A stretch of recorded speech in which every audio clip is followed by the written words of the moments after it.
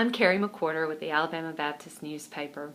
Like many of you, I came home today to turn on the news and learned about the horrific school shooting in Florida.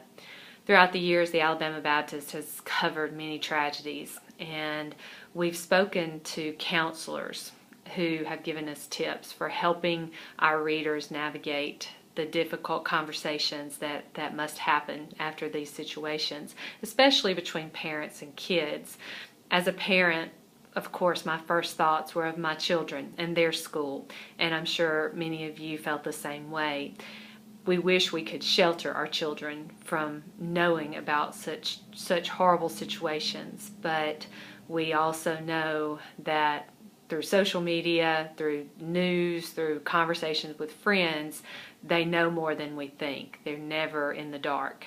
So we have to let them know that we are available and open to have conversations with them, especially about their fears and their own concerns in the wake of a tragedy.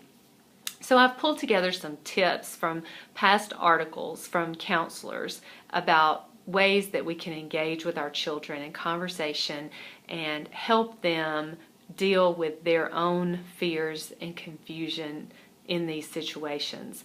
So one of the first tips counselors have shared with us is that it's okay for parents to show their own sadness, to let their kids know that they sometimes get scared, because those are normal human emotions that we all feel.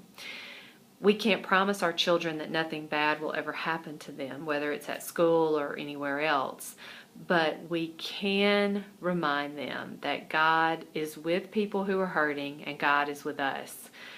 He never leaves us alone, even in the scariest of times. So we can let our children know how we ourselves depend on God in these difficult circumstances when things don't make sense, and we can talk to them about our own faith and how God has provided peace in the midst of chaos and confusion. You know, these horrific acts are just reminders, once again, of the brokenness of our world, of the presence of sin and evil. And we can talk to our children about the truth that God hates evil, but He gives people choices. And because of sin, people make really bad decisions sometimes, and we suffer the consequences. So in the aftermath of a tragedy, we can take our questions, we can take our fears to the Lord in prayer. We can talk to Him. And so I would encourage you to pray with your children this week. Pray for the families of those who have died, especially. We can pray for the survivors and their families. Many of them, we know, will have a long road of healing ahead. We can pray for the counselors, the pastors, others who will come alongside the community in the days and weeks, months and years to follow as they try to recover. And we can pray for the first responders, for law enforcement officials, for doctors and nurses and other emergency personnel who have had to face such trauma today. Finally, with our children at home, Rod Marshall of the Alabama Baptist Children's Home and Family Ministries says that a simple, loving touch can be a tremendous comfort in these kind of times.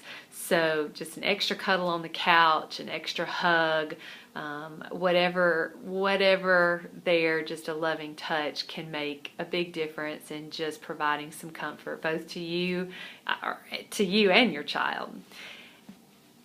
Sometimes, and we want to make this suggestion too, sometimes fears and anxieties can get out of control. And so if you find that your child is having trouble coping with those fears, or maybe is acting differently in response to a tragedy or a crisis situation, it may be time to seek professional help. And there are many wonderful counselors throughout our communities in the state and the region who can help. So we do want you to seek help if that is needed, that professional help. most of all, we just pray for those affected in Parkland, Florida. We can't imagine the grief in that community tonight, and so we join all Alabama Baptists in remembering that community and all those affected by this tragedy.